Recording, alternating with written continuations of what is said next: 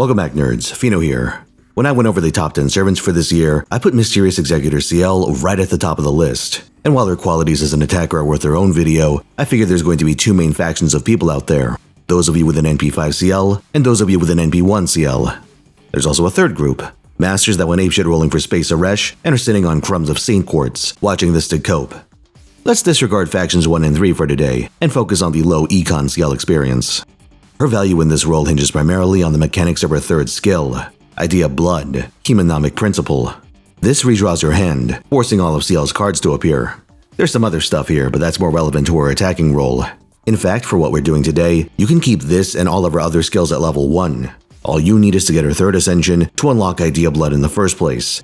As a Moon Cancer, Ciel only needs class pieces and monuments to ascend, so you've got an easy job on that front. Saber and Assassin statues for the record. One very interesting quirk of swap mystic codes like the Combat Uniform and Decisive Battle Uniform is that if you replace a servant in your frontline, you don't redraw your hand.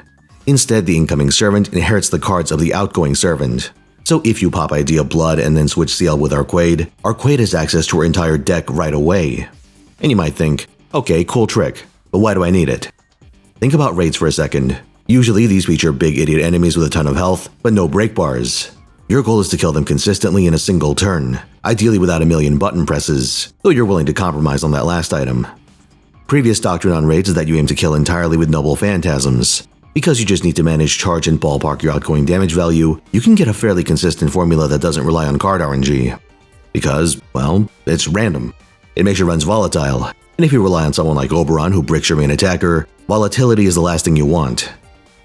But the downside of the pure NP approach is that it's cost intensive. Your main attacker needs to be at a high enough NP level to get the kill in the first place. You can massage this with gold foes and grails, but only to an extent. And if you're rocking a suboptimal attacker, like Karna for instance, you'll really feel the ceiling on what they can accomplish with NPs alone. With Ciel though, your geriatric servant can augment their noble phantasm with guaranteed normal cards. So instead of Karna's Vasavi Shakti plus random bullshit, you get an NP Buster Brave Chain instead.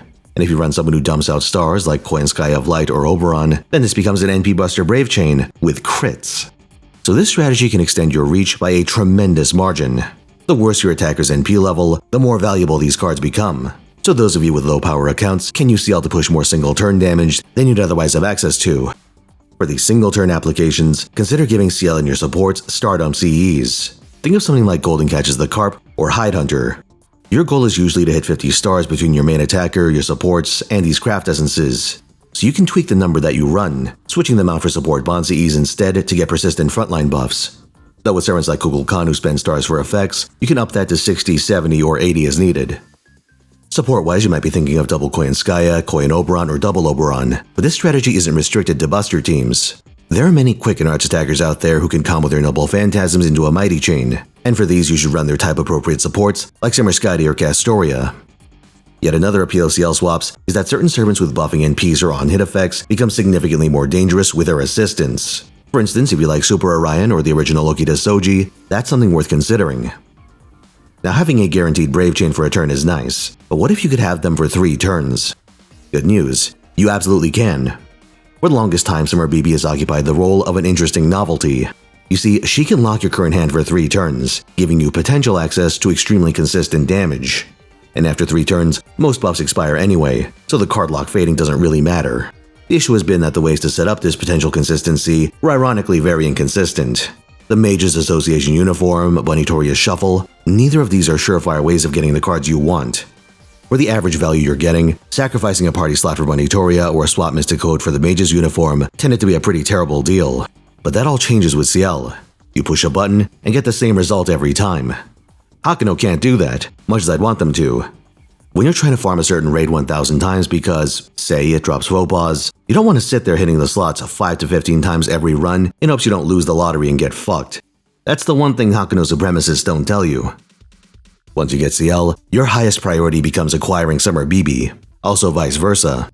Celeb Summer Experience, the same event that introduces Ciel, also has a series of return banners for older swimsuit servants. About 9 days after Ciel's release, one of these banners will feature the old Summer BB. It's worth serious consideration if you don't have her yet. If you miss this chance, she's technically on one of the New Year's GSSR banners. But considering a different banner as Ciel, Phantasmoon, and Tiamat as an option, I don't consider the BB banner very appealing. After that, your next best opportunity will be in May 2027, when both Ciel and BB get return banners. Now for the elephant in the room. No, I don't mean fellow Moon Cancer Jinako. Here, sit tight for a second and listen. You hear that? It's the sound of time travelers spinning in circles, shouting the name Olga Marie like they're trying to summon her from a bathroom mirror. Joke's on them though, you beckon someone else by doing that. Next year's anniversary servant is you Olga Marie, and she's notable for also having a forced full hand draw mechanic. Their clairvoyants cry, "Sheep! Sheep!" Why roll for Ciel when we're getting Olga Marie? But are the sheep of tomorrow any smarter than the sheep of today? No, they aren't. Because in practice, you're gonna want one of each. Notably, Ciel is a Moon Cancer, which puts her in the Extra 1 category, while you Olga Marie is a Beast under the purview of Extra 2. The way Grand Servant duels work is that Extra 1 and 2 are separate pools where you can only pick servants from those boxes. The good news is that unlike the other Grand duels, Extra 1 and 2 give you the option of finding a single target or an AoE boss. You can even go back and forth if you fancy it. Extra 1 pits you against either Flare Marie or Grand Marie, while Extra 2 features Aqua Marie and Stellar Marie as your options. So assuming you pick a Grand Servant who can actually do damage, you can pick whichever boss suits your pet servant the best. For instance, if you went with Arquette as your Grand Extra 1, you can throw her against Grand Marie. But Grand Marie has a mechanic where you need to break her horns to do bonus damage against her main body. Arquette can break the horns with her Noble Phantasm, but striking the weakened Grand Marie is another matter. Unless you start the fight with Ciel on the field, pop her third skill, and then swap her out for Arquette. Then Arcanite Marie with 2 follow Buster cards for a kill. Aqua Marie allows for something similar in Extra 2. You start with Yolga on the field, swap her out for someone like Kukulkan, and go to town. And you might think, so what? You only need to do Grand Duel so many times to fill out each Grand score, then you can fuck off and do something else. You could, but you'd be missing out on an excellent source of recurring value. Grand Duels give a lot more than just Grand Score currency, not to be confused with Class Score currency. They drop skill items, gems, pieces and monuments, QP, and they also give a fuck ton of bond. This makes them an excellent place to offload AP and storm pods outside of event periods. Of course, they don't give you everything you need. Embers and specific non-gem skill items will require sorties elsewhere. We also get an update that lets Bond 15 servants get a pseudo-event mash effect where they amplify the bond gain for your other servants. So you can throw the same attacker/support package at these fights over and over again without needing to reinvent your strategy every few months. Having the capacity to do all this with both halves of your extra roster is, in my opinion, way too good of a deal to pass up on. You solve these fights, and you can turn them into a thrice daily piñata. Saves you a lot of thinking and a fair bit of busy work. If it helps, think of Ciel and Olga as keys to unlock the hyperbolic bond chamber for their respective tribes. Pop quiz. What do you get from an NP1 Ciel? Answer: surefire card manipulation, which you can exploit in raids, narrative boss fights, and the Extra 1 Grand Servant duel. The servant who inherits Ciel's cards can use their deck however they please and gain full use of any on-hit effects, both of which tend to result in greatly increased performance. Throw in some BB, and you get this consistency for 3 turns. Both Ciel swaps and the Ciel Beeb combo are effective, regardless of your account's power level. Every attacker from the mighty Summer Castoria to the lowly Kiyohime can benefit from consistency, and that's exactly what you're getting.